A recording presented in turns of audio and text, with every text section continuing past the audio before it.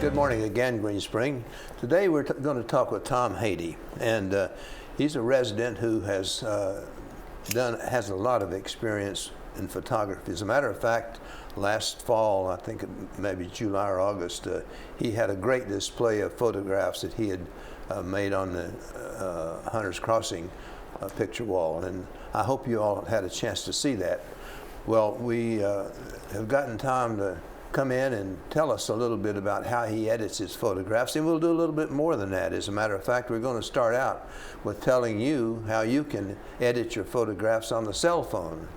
I didn't realize that until I'd talked with Tom a little bit earlier. So Tom, welcome to the Village in Motion. Thank you, Gray.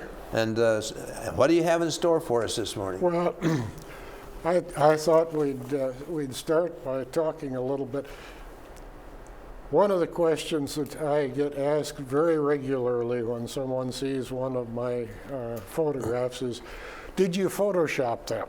Oh. The answer in my case is always, Yeah.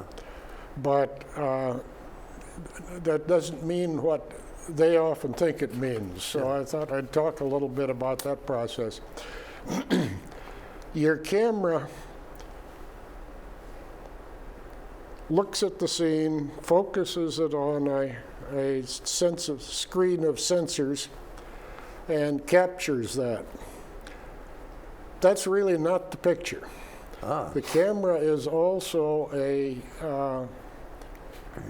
computer, and it takes that information and it processes it through a processor and produces what's called a JPEG image. Don't worry, it's JPEG, but don't worry about what it means. But now that's our current camera, right? That's a current camera. Okay.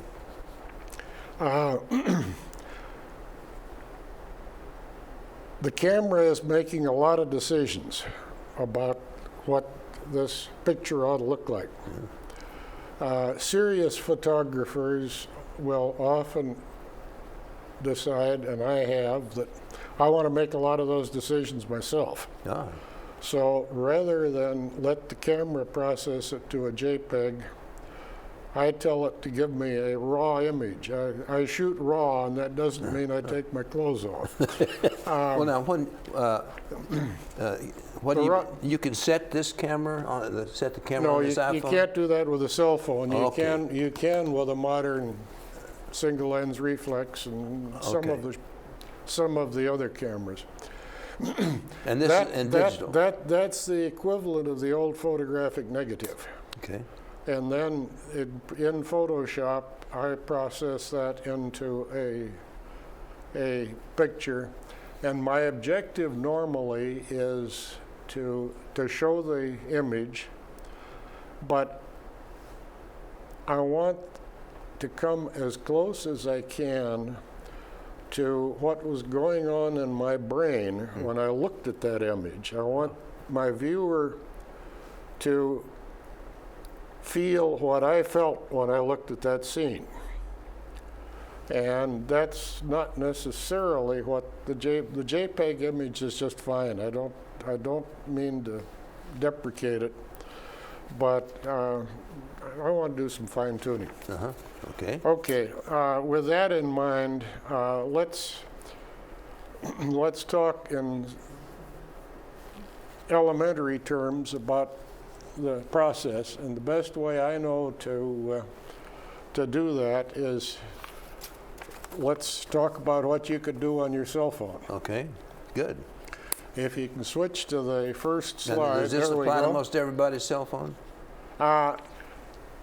The outlines apply to most everybody's cell phone. On your cell phone, you may not find the little image that says edit this thing up in the corner where I put it, but it's going to be there somewhere. And what is that? Can we pick it out on that picture? Yeah, it's the little thing circled in the upper right-hand corner. Okay, in red up there. In red, yep. All right. Okay, we click on the edit icon, and that goes to slide 2. And there, this is a picture I took over in Norway some years ago, and it's really not a bad picture, but it's got a little more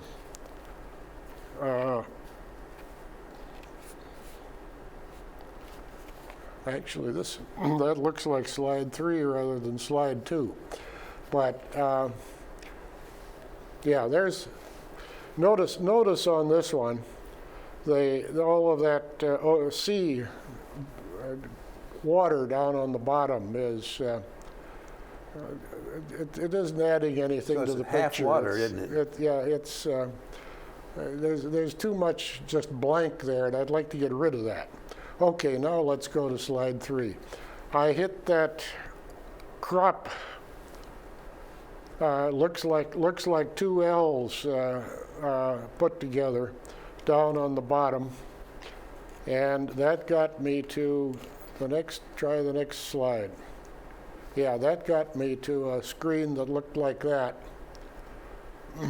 and by simply moving with my thumb, moving the either the corners or the top and bottom, I could get rid of part of that ocean. So you're actually using your finger and your thumb to either move the picture itself. Okay, on your cell phone. On your cell phone. Everybody knows how to do that. Well, I'm sure they do. Okay, so now you're on the next slide. One more thing I don't like about this one is it's kind of washed out. I'd like to see those colors, especially that red building, more vivid. So we go to the one down below that is change your exposure, and click on that, and that takes us to slide 5. I hit light. I want to darken the whole thing, and that takes us to slide 6.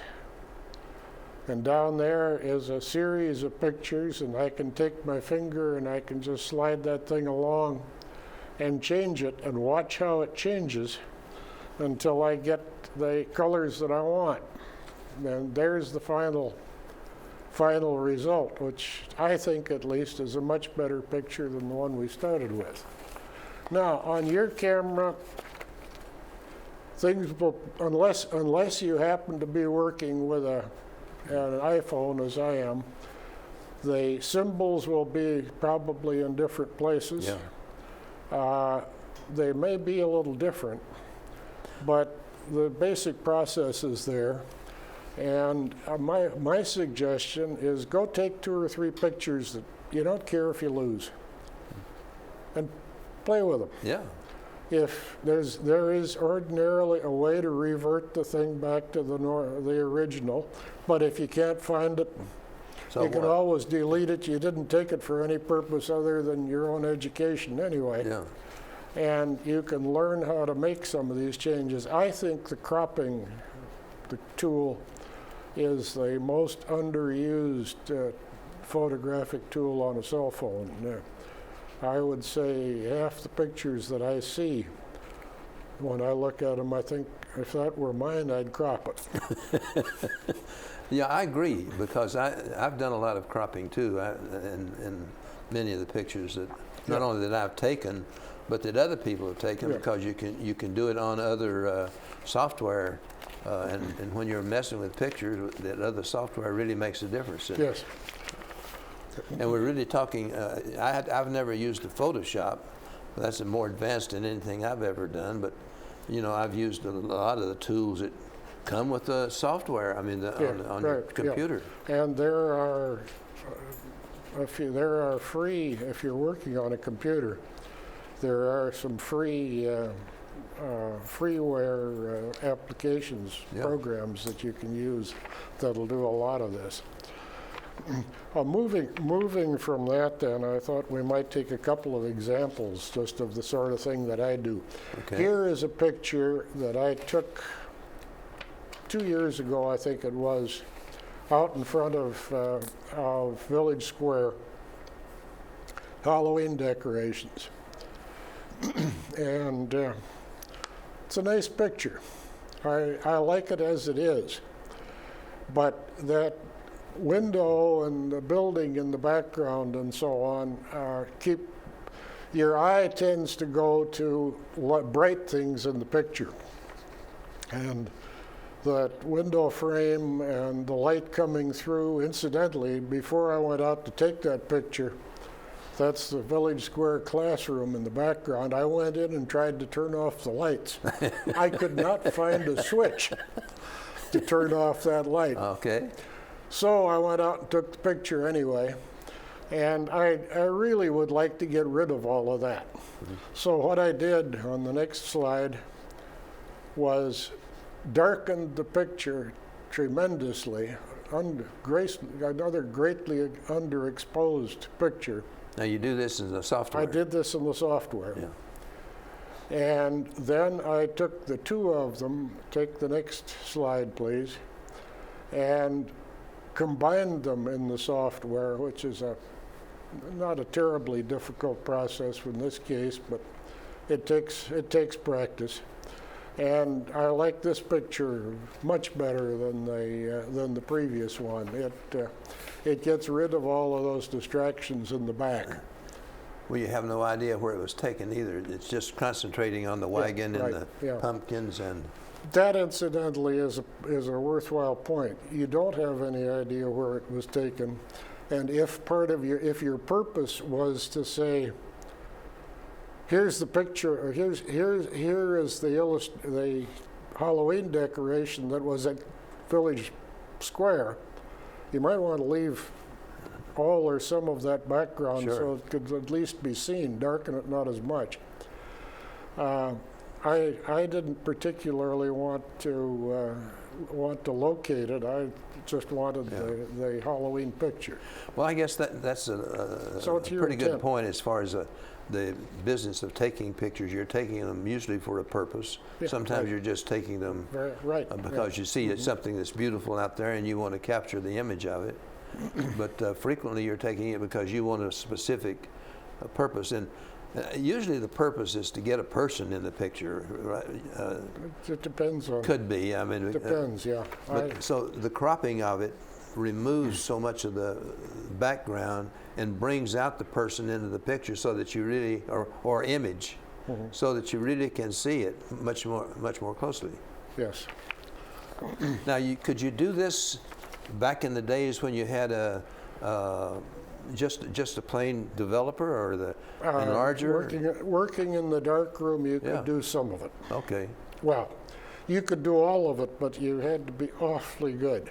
I didn't realize until I saw an exhibition down at the National Gallery of Art that those 19th century photographers, those guys who were going out with these big photographic wagons out west and taking the pictures that eventually led to the establishment of Yellowstone Park, sometimes would print in skies the films of the day, the plates of the day, couldn't take a decent exposure of the foreground without washing out the sky to where it was just a plain blank white. Oh.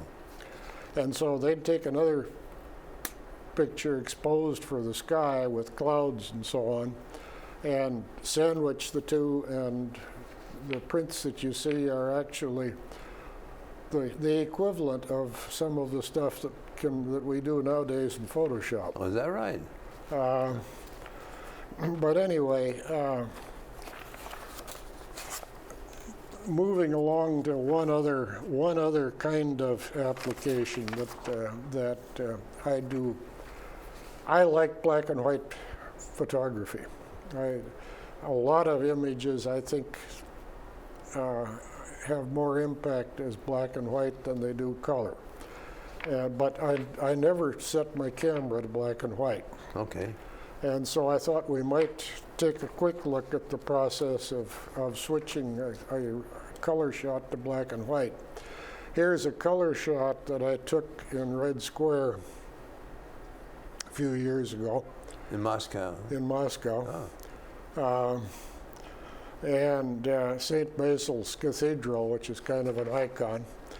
Notice on that the colors on that onion dome on the left, red and green, kind of interspersed, and also the colors on the dome on the right. I want to convert this thing now to a black and white image.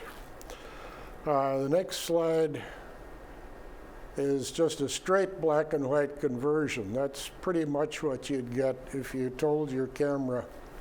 A lot of cameras have a switch on them for black and white. You've lost all of the difference in color on that left-hand dome, and some of it on the right, and besides, the whole thing doesn't have a lot of presence. Now you could look at it and you kind of wished you'd kept it in color, huh? Yes. Working in software, I can adjust how light and dark various colors are. So I can bring out, if you notice on the left-hand dome, you can see that there are some differences in the colors. In the right-hand dome, they're much more pronounced. And of course, the whole picture it has more contrast and better gradations of gray. So that it makes, I think, much, it has more presence. There's another aspect of that picture that's kind of interesting to me, and that is that the skies in the back are very ominous. The skies in the back they become black, and they look like they're just going to have. Yeah, that's a matter of taste. My photography, I readily admit, was heavily influenced by Ansel Adams. I make no claims of being Now, who is Ansel Adams? Ansel Adams was one of the premier photographers of the last half of the last century. Very famous for his pictures of the Mountain West and so forth, but he also did a variety of other things. And when those skies get really dark, photographers will often refer to him as Ansel Adams skies. Oh, is that right? He was famous for liking that kind of sky, and I do too. So. All right. Well, so that was intentional. Oh yes. Okay. Oh, yeah. Okay. The other thing that I thought we might spend a little time on, in some ways, is a nostalgia trip for yeah, we have our about 10 audience, minutes. I suspect. I've got a series of cameras laid out here. Let me get this down here out of the picture. Unfortunately, I got down here and realized that I had forgotten to pick up my box camera. But I think practically everybody of our age group knows perfectly well what a box camera looks like. It was a black box. You pointed it at your subject. You looked down into a little glass. Your mic has come up. When you leaned over there, it. Okay.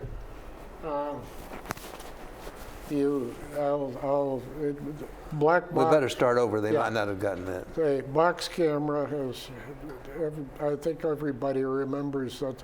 That's what your grandparents hauled out when you came to visit because they wanted a picture of little Tommy. And so, but you had one too. I have one that belonged to either my grandparents or one of my aunts or uncles. Oh, okay. How did that work? You'd point this box. It was a very simple camera. Had a very simple lens on it, a shutter. You put the film, opened it up, put the film in the back, you wound it, and of course, if you remember the old cameras, when you wound that thing, you carefully looked through a little red window to make sure you got to the next number. It said number 1. And then you pointed it at your subject, and you looked in a little tiny viewfinder, Yeah. and you took your picture. This is the original point and shoot camera. Well, wasn't the original one just a pinhole instead of a Well, if you go back far enough, there's a whole. lens? Okay. I have agreed to do a talk May of 2021 to the history forum on the history of photography. So if you want to get back to all of the original cameras, come make a note to look next May or a year from May for that talk. Did they guarantee you that you'll be here to do it? I mean, we've got to get these guarantees in place at this point. in life. Unfortunately, I haven't found out how to get that guarantee. Okay. But anyway, those things worked, but they worked with a bunch of limitations. Yeah. If I tried to take a picture of you from this distance, it probably wouldn't be in focus. That simple lens had no way to focus. The film was, the chemistry of the film was such that it was not very sensitive to reds, so if you were wearing a red shirt, it was probably going to look black. Yeah. Well, most dark colors looked black, didn't they? Or shades of gray, I guess we call them. Well, they refer to those as a soot and chalk. As a what? Soot and chalk. Okay. Kind of a print. But anyway, then things progressed. This is a 1930s folding camera. It had a focusing lens. The shutter would go up to 1/100th of a second. Really, you didn't want to go any faster than that because the film of the time wasn't fast enough to be able to really use it very well. But a slightly better viewfinder, but not a lot better. Not much difference. But I could have taken a picture, Gray, of you with this camera by focusing to about 6 feet. Yeah, that would just about made it. When I went to college in '45, I got a camera about like that, and it could do the focusing, as you say. But they hadn't progressed. That was the '30s. They hadn't progressed much at all. Well, that was big progress over the technology. I think was not that much advanced because there were professional cameras that had did all of that back when box cameras were out. But this was beginning to move into the consumer market. The next camera that I have is actually my first serious camera. I was in high school, late 1940s. This is a Kodak 35. To use it, you flip the viewfinder up and look through it. Being interested, as most young photographers are, I did a certain amount of sports photography. This thing didn't work too well for that. So I bent a couple of paper clips and made a little wire frame. Well, it was I had some electric wire, actually copper electric wire.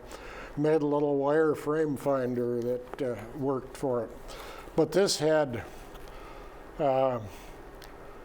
shutter speed up to a 200th of a second and an f3.5 good lens. And what kind? That's a Kodak?